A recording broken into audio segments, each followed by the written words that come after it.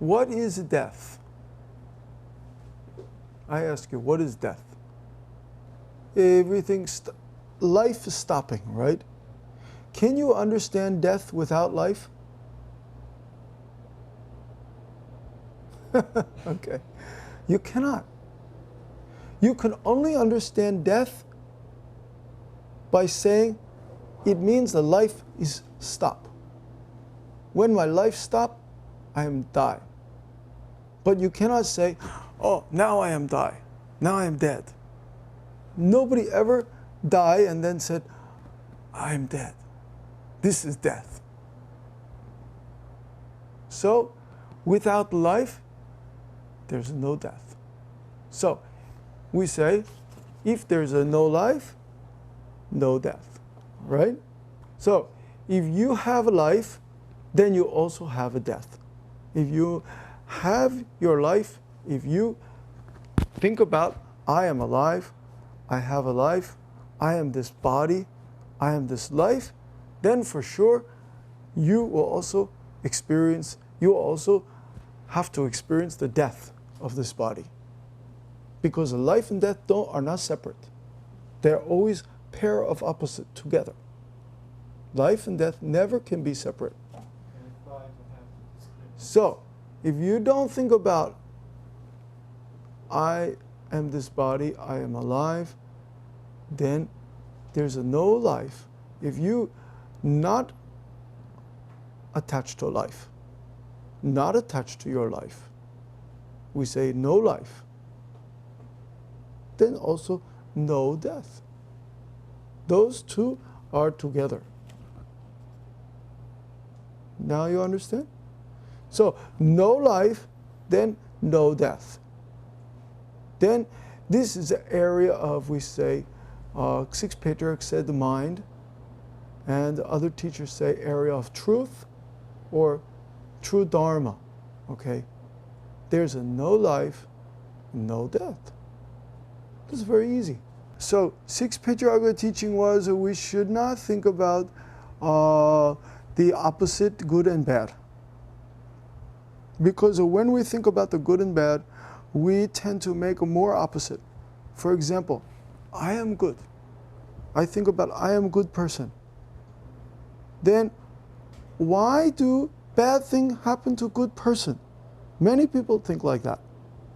They think, I am very good, I help many people, I take care of my children. If I'm a woman, I take care of my children, I take care of my husband. If I'm a man, I study very hard, I get a good job, make money, all these things. I am very good. Why bad things happen to me? Most people think like that, honestly. They think about, I do good things, I help my children, I help my family, I help society. If they are more professional people like doctor, I'm helping my patients. If they're a teacher, I'm helping my students. I'm doing good things. Why do bad things happen to me? Why I have a problem, maybe get sick, go to hospital, or maybe, somebody take my money, or somebody steal my money, or somebody, drive a car and crash, many things like that. So many people think like that. I am good. Why bad things happen to me? So Sixth Patriarch teaching very simple. Don't think good and bad. Don't think I am good. If you don't think I am good, you are very good. You're better than good. We say you are merit. There's a difference between good and you have merit. Korean language, 공덕. 공덕. If you want to become a person of virtue and merit, you cannot say, I am good. You always say, I am good. And then soon, bad thing happened to me. Then bad thing happened to me. Then next part is, people say, that's my friend, this is not my friend. They're helping me, that's my enemy. Soon, many enemies appear. So this is like nowadays politics. Nowadays, you look at any country, political, my friends, my enemy, my party, opposite party. It's all opposite thinking, you know. You look in Korean politics, how many opposite, you know. They try to control, you know, this government. But if we don't think good and bad, then already our mind has many good functions, has many merit, and already we are capable of many things. We have many capability. But we want to label ourselves. We want to say, I am good, he's bad. I am good, he's bad. This is human, this is a faulty thinking, mistaken thinking, ignorance, we say. Okay? You understand? Right. Or even worse is if people say, I am wrong, I am right, he is wrong. The people who like to argue, people who like, 논쟁, 논쟁이들, like to argue. I am right. I am right. I am right. He's wrong.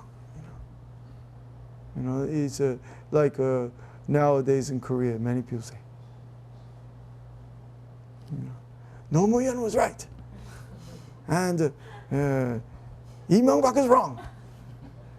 Many people talk like that. But before, when 노무현 was president, people said, 노무현 is bullshit.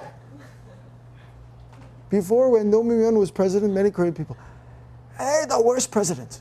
Hey, worst president. Now, 노무현 was good. Oh, 이명박 is bad. So this is ignorance thinking. This is not helpful. Does not help society one bit. Does not help society at all. This is not the way wise people think. Okay? Yeah, I know my speech a little maybe surprise you, because some monks also say, 노무현 was good, 이명박 bad, bad, bad. But this is not really the wise way of talking. It's not the wise way of teaching. Because the good and bad, the right and wrong, is all made by our thinking. It has no self-nature. Good and bad has no self-nature. 자성이 없다. Okay? So we should be careful when we are teaching the Dharma, not to teach the right and the wrong and good and bad. We must teach what is a correct way. Correct way. Correct is different than the right and wrong and good and bad. Okay? All right. So now soon you will understand better when we go through the chapter 10, which is the final chapter here. His final instructions, and this is a very beautiful chapter. When I first read this, first time I read this was 25 years ago. And I am just a student in Boston. I am just a student, and I am graduating from the university. And I read this chapter, and I thought it was very wonderful because it's very wise teaching, high-level teaching, okay? And the patriarch, he sent for his disciples, Fa-hai. I won't read all the names, all these Chinese names, and all these different ones. And he said to them, your men are different from the common lot. You are a little different. After entering into nirvana, each of you will be the Zen master of a certain district. I am going to teach you how to instruct others so you will not lose the original teaching of our school. So the Sixth Patriarch, he was getting older. He understands soon he will be entering nirvana. He was very wise. He understood soon he will die. He didn't say die, he just said, I will enter nirvana. This is a Buddhist way of saying that. Buddhist Don't say, soon I will die. There's no life and no death. Not say, soon I will die. If you say to the wise patriarch, I'm getting old, soon I will die, they laugh at you. You're getting old? Who's getting old? What you say you're getting old? Who get old, who die? This is not correct. I will enter nirvana. I enter nirvana, he said. He said, after I enter nirvana, each of you will be the Zen master of a certain area. I am going to teach you how to instruct others so you will not lose the original teaching of our school.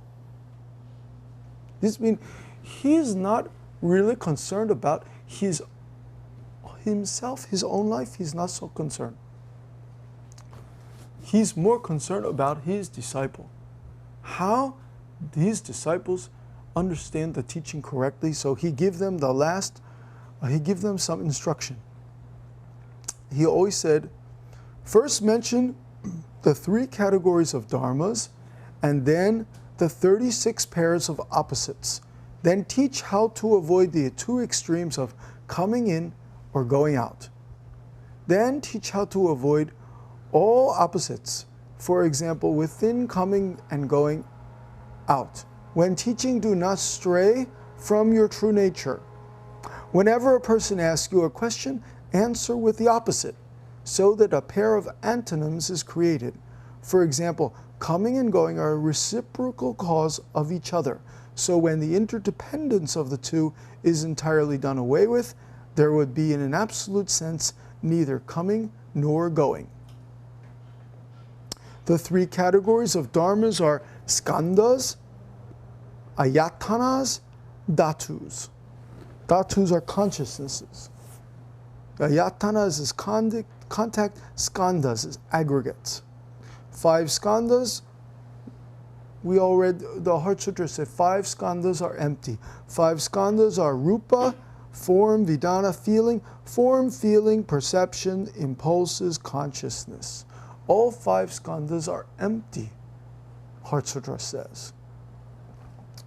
The 12 ayatanas are object of sight, hearing, smell, taste, touch, thought, organ of eyes, ears, nose, tongue, body, mind. So those are the 12 contacts, the 12 ways that we contact. Then the 18 realms, the 6 sense objects, 6 sense organs, and the 6 recipient consciousnesses all together. Okay, this is a little difficult all at once. But what is important is, he says, don't avoid the 2 extreme of coming in and going out. But this is a little difficult, okay? Because everybody all the time think about, coming in, come into my room. Go out of my room. Come into my house. Come into my house, go out. But we have to understand, this is also opposite thinking. This is relative discrimination. Actually, there's no coming in, there's no going out. It's like a physics, you know. It's a little bit like a physics, relativity. Actually, what he said, there's no coming up. But we say, today many people came in this room. Many people go out of this room. But what the Sixth Patriarch said, we must avoid the extreme of coming in and going out. But we have to look at this very carefully, okay?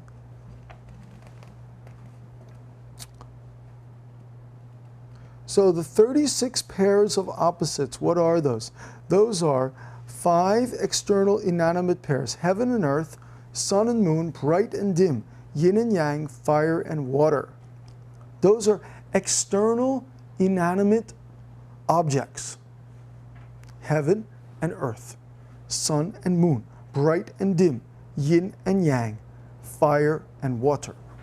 So Sixth Patriarch's kind of teaching was, if somebody asks you about heaven, you talk about earth. Somebody asks you about sun, you talk about the moon. Somebody asks about bright or somebody else talk about dim, you talk about bright. So all these opposites. But he also said, don't, he said, use the 36 pair of opposites, okay? Don't get caught in the opposites. Then 12 phenomenal objects, speech and dharma, have and have not, matter and not matter, form and no form, taint and absence of taint, form and emptiness, motion and stillness, purity and foulness, ordinary people and sages, the sangha and the laity, the aged and the young, the big and the small. So the 19 pairs denoting the functioning of the true nature, then there are 19 pairs, long and short, good and evil, stupid and enlightened, ignorant and wise, agitated and calm, merciful and wicked, abstinent and indulgent, straight and crooked, full and empty, dangerous and safe, defilement and bodhi, permanent and transient, compassionate and cruel, joy and angry, generous and stingy, forward and backward, appear and disappear, dharmakaya and physical body, sambhokaya and nirmanakaya. 36 kinds of opposites. These kind of opposites is like almost describe everything that we encounter. Of course, nowadays, there are probably more than 36 kind of opposite. In those days, they didn't have so many things like, plastic or rubber or things like this. They didn't have all the things that we have nowadays.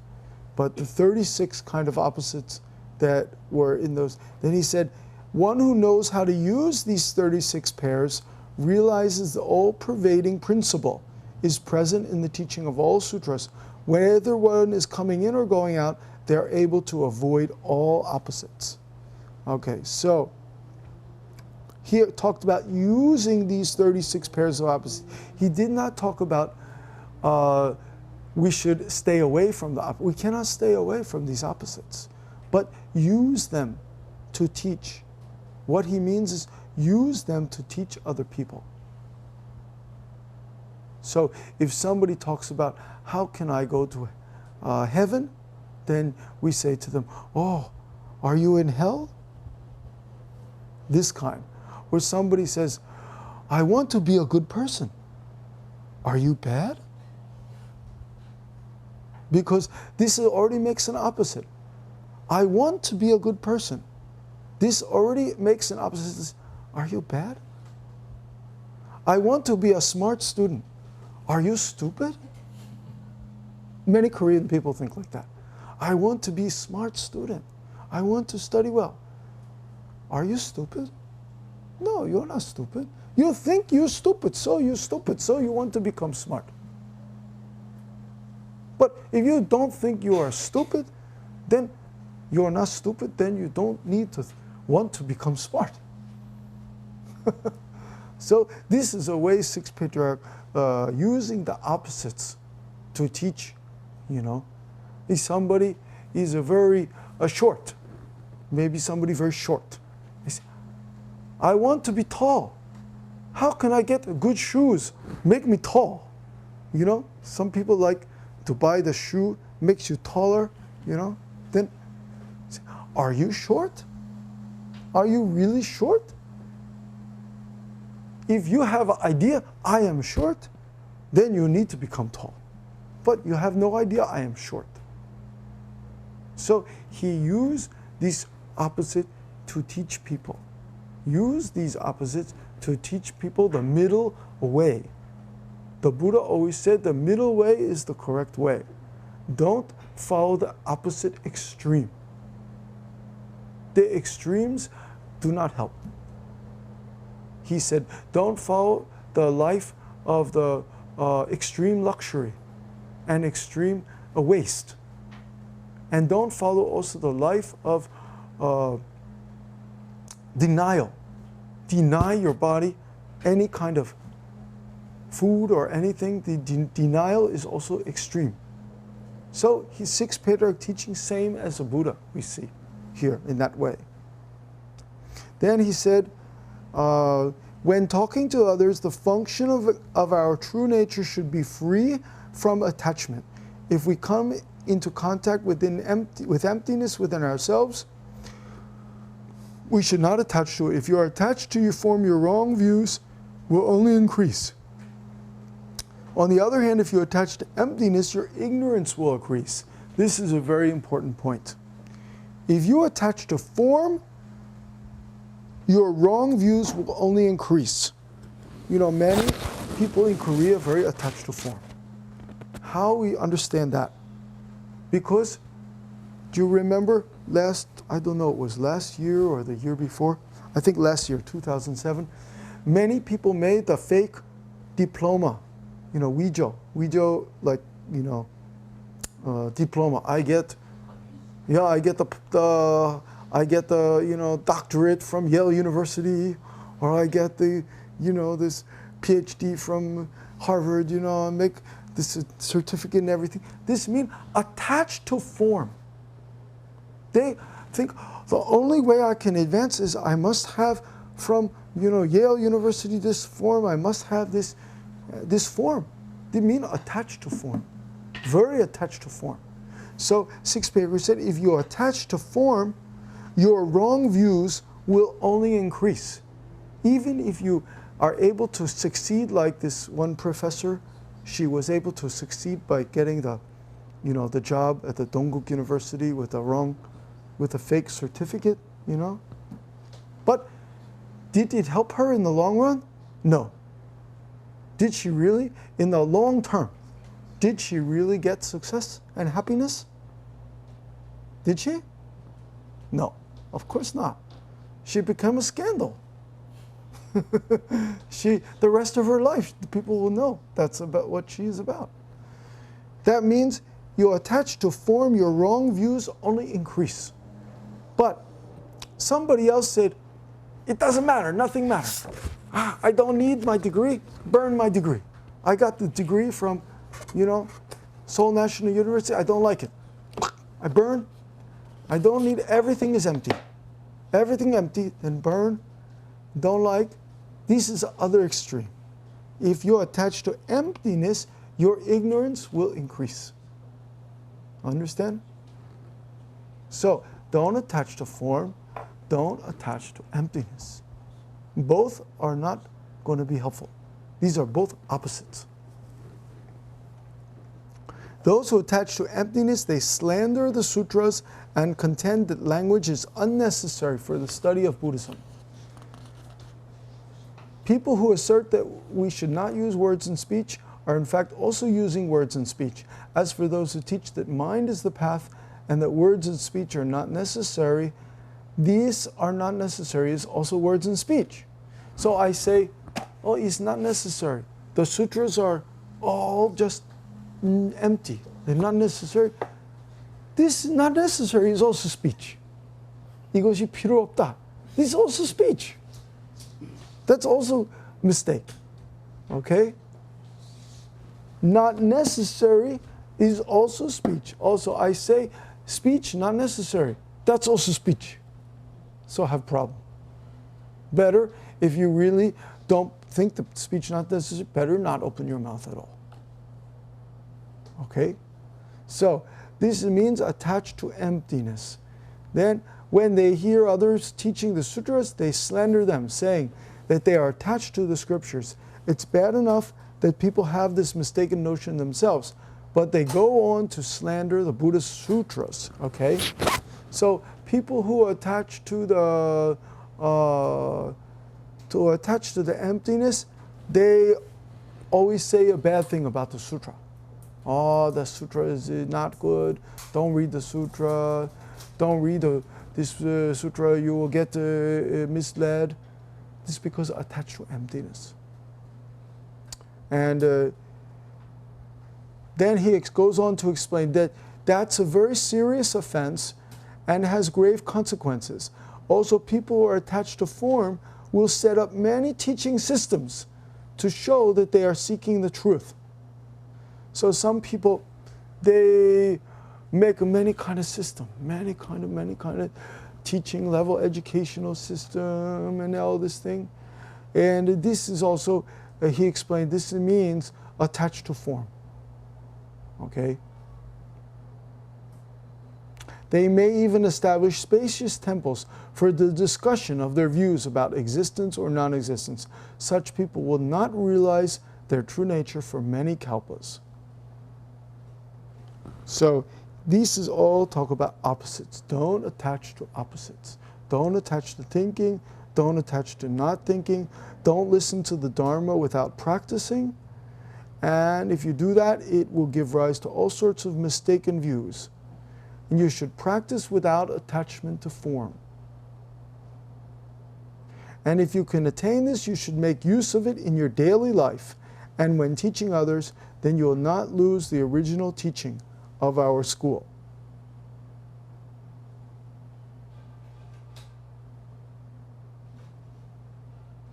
So he goes on to say, when a question is put to you, answer it in the negative if it is an affirmative one, and vice versa. If you are asked about an ordinary man, tell the person who asks something about a sage, and vice versa. From the interdependence of the two opposites, the doctrine of the middle way may be understood. If all other questions are answered in this manner, you will not be far away from the truth. Let me explain more fully. Suppose someone asks you, what is darkness? Answer him this way: light is the cause, and darkness is the condition. Already I talked to you about that. Light is the cause, and darkness is the condition. When light disappears, darkness is the consequence. When the two are the consequence of each other. From the interdependence of the two, the doctrine of the middle way arises. So the two are interdependent. They are not separate, they depend on each other. In this way, all other questions are to be answered. These instructions should be handed down from one generation to another to ensure the continuation of our school and the transmission of the Dharma to your successors. This was the advice he gave to his disciples. Okay, so today I will finish here at this point, and we will start at 10.8 next time. Okay, does anybody have any question? No question? Okay, very good. So, all the opposites depend on each other, interdependent. So, for example, if somebody says to you, "Oh, 선생님, I think you need God. You need to go to church, you need God." Then what do you say to them? You only go to this library is not enough. You need God. Then if you are not attached to God, not attached to opposites, said, "No, God needs me. I don't need God. God needs me." That means the God and the person are interdependent. God and person depend on each other. Many people only think of one way. Oh, you need God. You must pray. You must pray, pray, pray. You need God. But if you need God, God also needs me. God needs me. Why not? Okay?